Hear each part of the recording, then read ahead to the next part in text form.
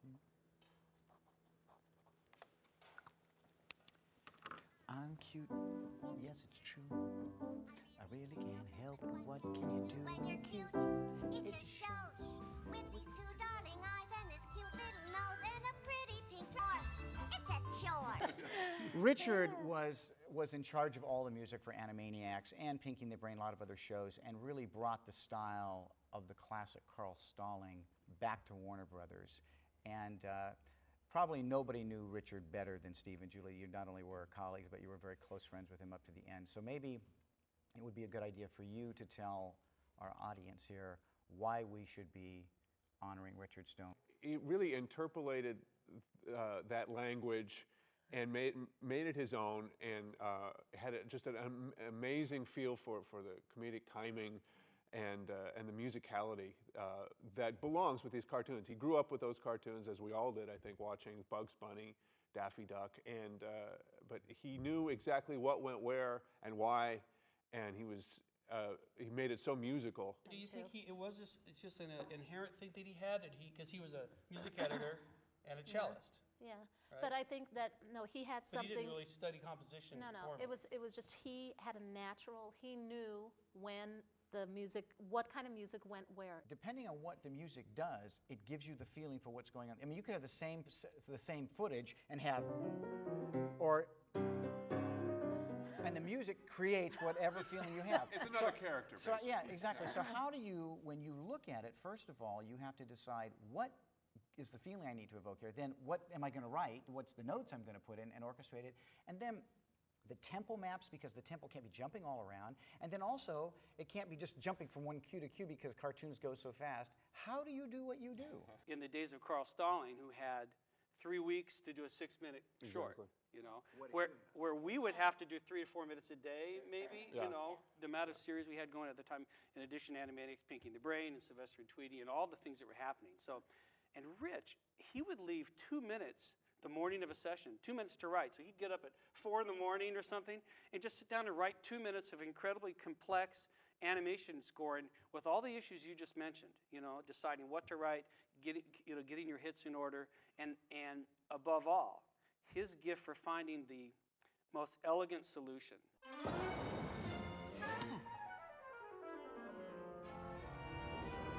Beans will do that to you.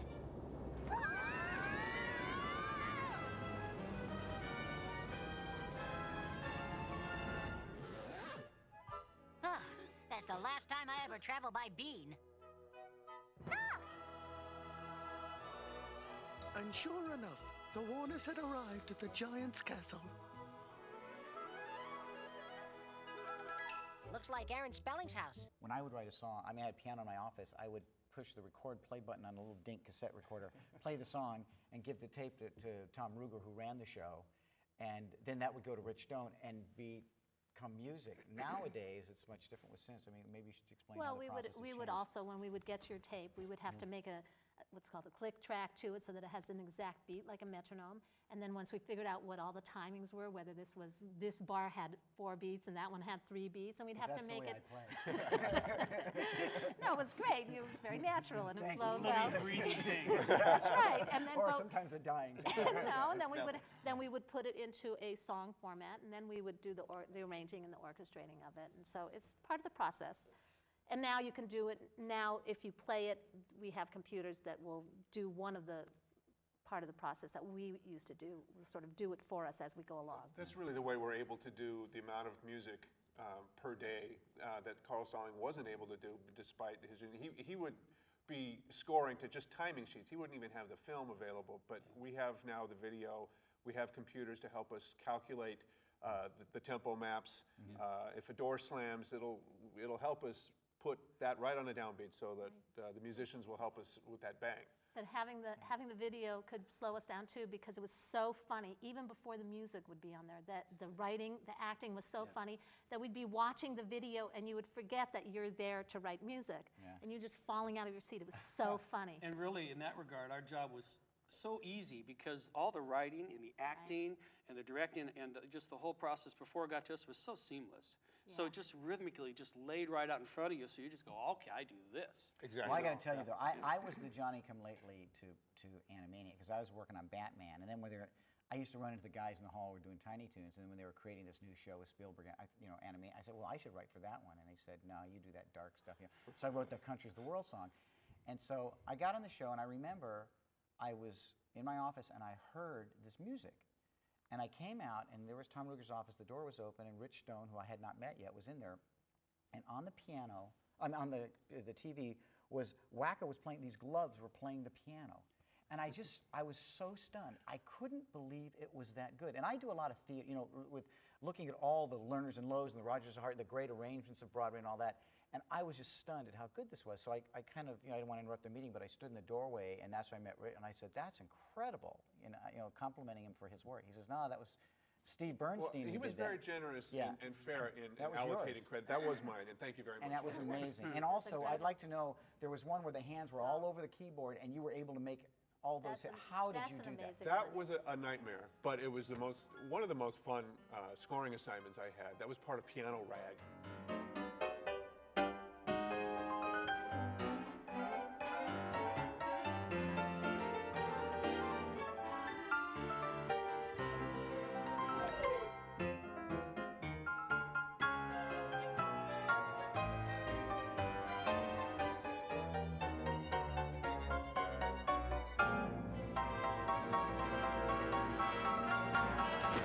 Sounds like a piano concerto.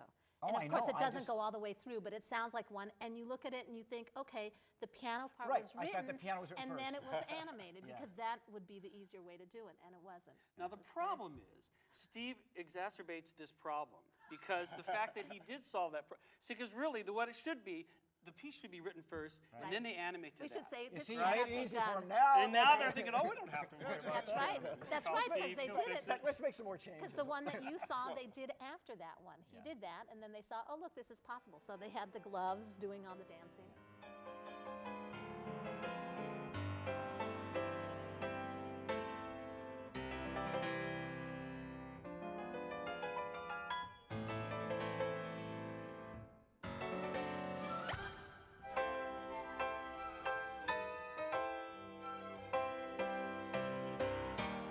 Well, how did you were like the first guy on board. How did you come on board of the show? Well, I started with Rich on Tasmania. The Tasmanian Devil in his teenage years somehow. And I got that job just a kind of a fluke. We happened to see a good composer friend of ours, Mark Waters, at a dinner. Yeah, it's serendipity. And he was leaving that show. He was leaving Tasmania to do go to some the other other work, side. to go to the other side. And Rich needed somebody, and Mark recommended me. And on that recommendation, Rich said, okay, come on and write some That's for because us. it was one of those last-minute things where the cues had to be written, one of those morning kind of things, but he didn't have time for it. Steve wrote, I'm sorry, I'm talking again for Steve. He wrote a few minutes of music. But it's seamless. It is. He brought it in, and Rich just, as Rich would often do, if it was good, then that was it. He just accepted. And I wanted to say one of the great things about working with Rich is once he saw what your particular forte was, Yeah. he would say, okay, that's great, you can do that, and he delegated really well. He wouldn't stand over you and try to correct anymore. If he liked what you were doing, he would allow you to do what you do. And that's a really great thing, and it's That's great unusual. leadership, It's unusual to be able to just do the thing that you do and not have somebody Except for when he's in the session listening to playbacks during the breaks, and you see his pencil tapping on the score. And you know he hates You are in trouble. That pencil goes, and you, okay, what do It's I have to faster change? than that, though. It's It's true. Yeah. My very first experience with Rich, very first cue I wrote, which was one of the more exhilarating and terrifying moments at the same time, because I had a pretty good career going at the time, but I would see what Steve was doing and Julie and Rich, and boy, I would love to get a piece of that. And it took a year after I first met Rich at a lunch one day, and I stepped in it because I remember talking about using half steps for eye blinks on the xylophone. He goes, tritones. and I was like, okay, all right. Well, that's good too. That's good. So it took another year. So finally he gets desperate enough to call me. So I wrote 3 cues. And we go in at the session, and there's all these great musicians at the Warner Brothers scoring stage, like you said. And we're sitting there, Rich has my score, and they're playing the cue down, and I can tell after about 8 bars, I missed the target. And I thought, oh, I got this. I've been watching, Sylvester and Tweety since I was a kid. No problem, right? And so he's got his pencil, and he's looking at my score, and he goes, don't do this. This is okay, but up an octave. No, don't never do this. No. And he's marking the score up, and he's doing that. And I'm sitting there, and of course everyone's, I don't know if you guys are there. I think you were there. I remember your sweaty palms. Oh, it was incredible. But he goes, but he saw enough there. He goes, all right, we'll do another couple cues next week. She's Katie Kaboom, Katie Kaboom. She lives in a house with a garden in bloom. Her family knows that anytime soon, their little lady Katie goes kaboom. Now, I know you guys both score for both live action and cartoon music and stage music, too. How does that differ with cartoon? I know cartoon has a lot of hits, but I mean, so the audience understands, I think writing for cartoon music can be pretty darn tough. It's the most difficult writing I've done because of the synchronization demands, because of the stylistic changes involved. You can go from a Viennese waltz to tango to film noir to beach music, and all in the space of the same minute piece of music. And just the amount of notes. I mean, I many times wished that I were paid by the note. Me too. Good luck. I got cast in these episodes where there was no dialogue. So I'd write these, and they're mostly chases usually, and so I'd write these concerts with chases, and the violins would be going like this all the time.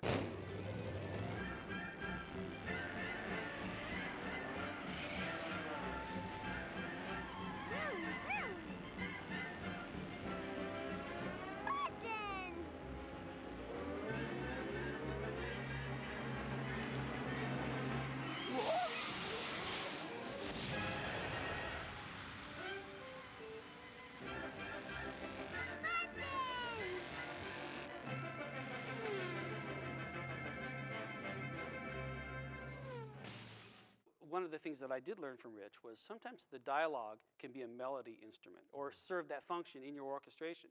So that if you were to put another melody, if you're playing dun, dun, dun, dun, dun, dun, dun, if you put a little melody on top of that little vamp, it's may clash with the dialogue. So you use the dialogue in that context. And I know if I've got a minute of that, I'm going to knock it out. Right. Now, if I had to do that every day, I would get bored. And I'm going to want something that's going to kick my butt a little bit more. That reminds me, we came up, I remember that there was a Steve Bernstein, and then there was Tim Kelly. We came up with these We little... had our own little band. Because Tim Kelly's and Right. Steve Bernstein. And then there's the Richard Stone ending, which was, I'm Richard Stone. Yeah. Or is it da-da-da-da?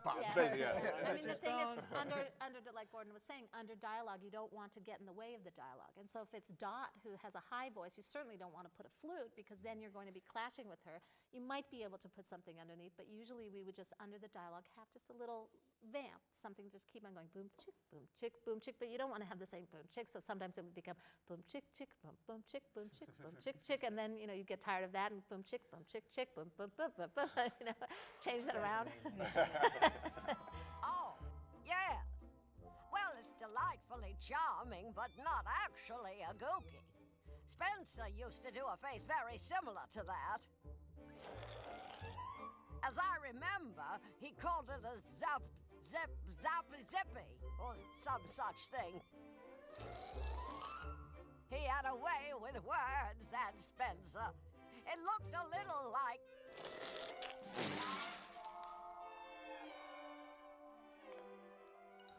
Were you going to tell about a fight with Rich? I was wanting to hear I that. couldn't pick. I mean, I just, one incident sticks in my mind. This episode called "The Flame" about Thomas Jefferson's candle. Yes, I is basically what. And there was a I think Nick Hollander wrote that. Yeah. He did. And there was a little segment of the film where Thomas Jefferson is walking down a dark hallway with this candle, and it's not eerie, but it's very atmospheric. And I wrote this clarinet solo over these strings, and I was in love with this piece. It was Hindemith or something. It was this very odd piece of music. He spent in 5 of retrospect. the 7 days writing I that. just loved this. And Rich listened to it, and he said, "No, this is not going to work." And I said, "What do you mean?" What do you mean it's not going to? It's pretty, this is a great piece of music. You're carving up a Rembrandt. Yeah, exactly. And of course he was right, because I wouldn't want to hear that piece of music in that cartoon. It was yes, just it was not a right. cartoon. It was, but it was still, it was my university thing. I was being experimental or being, it was my soul coming out, and that's not what it called for. So I rewrote it, but not without a little bit of complaint. Hey, whoa there, fella. Put me down. What do you think you're doing?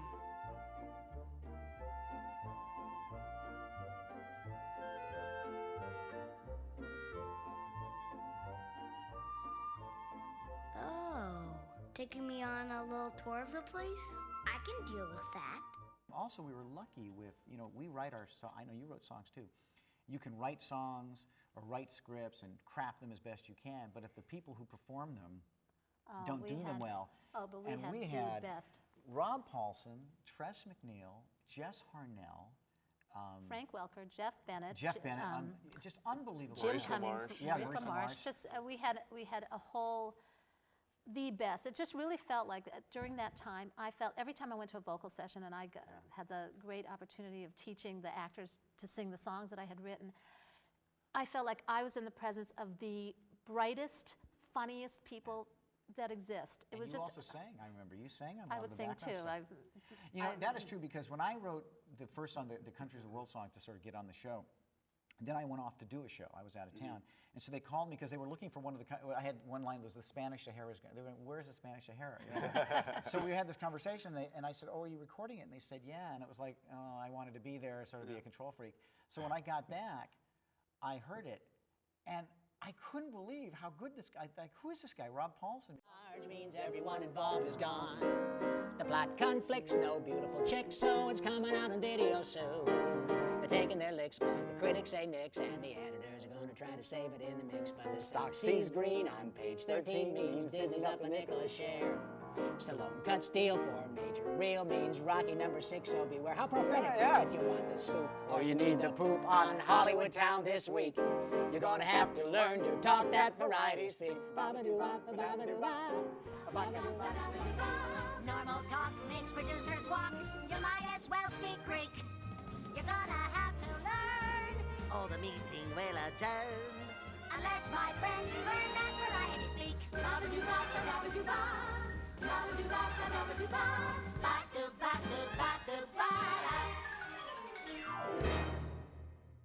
It is amazing how a good performer can elevate that from the notes on the page to something that you don't even, I mean, we hear it in our heads, we're used to that. I think that, when we compose, we hear the whole, the whole orchestra there. We hear it better than the best that it could possibly be. Until it's performed, and until they go, it's wow. performed, and then, oh my God, look what now it it's is. really good.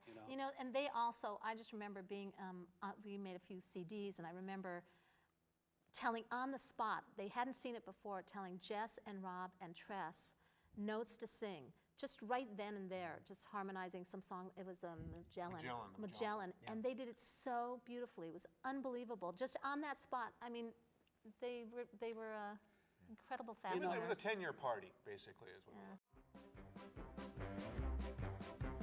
Ist das nicht ein Piece of chalk? Ja, das ist ein Piece of chalk. Ist das nicht ein Key and Lock? Ja, das ist ein Key and Lock. Piece of chalk, Key and Lock. Oh, du schöner, oh, du schöner, oh, du schöner Schnitzelbank. Are we having fun yet? Ist das nicht ein Kuckuck-Glock? Ja, das ist ein Kuckuck-Glock. Das ist nicht go tick-tick-tock? Ja, it does go tick-tick-tock. Kuckuck-Glock, tick-tick-tock. Piece of chalk, Key and Lock. Oh, du schöner, oh, du schöner, oh, du schöner Schnitzelbank. It turned out that not only could we all sing, we all sang harmony together very well. We did so many songs on the show that the way it worked is they'd give us these little cassettes, usually with Rich singing, which was awesome. I still have a lot of those, so if I ever miss Rich, I can put him on singing Wacko's America and figure out how incongruous that is. But they'd send us these songs, we would learn them, we would go in, we would record them with the piano. It would be just the three of us with a piano track that later would be turned into this lush and beautiful orchestral accompaniment. Here goes. That's Baton Rouge, Louisiana, Indianapolis, Indiana, and Columbus is the capital of Ohio. There's Montgomery, Alabama, south of Helena, Montana. Then there's Denver, Colorado, under Boise, Idaho. Texas has Austin, then we go north to Massachusetts, Boston, and Albany, New York, Tallahassee, Florida, and Washington, D.C., Santa Fe, New Mexico, and Nashville, Tennessee. Elvis used to hang out there a lot, you know. Woodstock Slappy, that was a great episode because we parodied all these 60s guys, and we all got to be Roger Daltrey and Jimi Hendrix and Jerry Garcia and all these and Crosby, Stills, Nash and Young. Would you still cheer if I had a tin ear, or would you throw a tomato at me? I'm Mad is this song where they're in the car.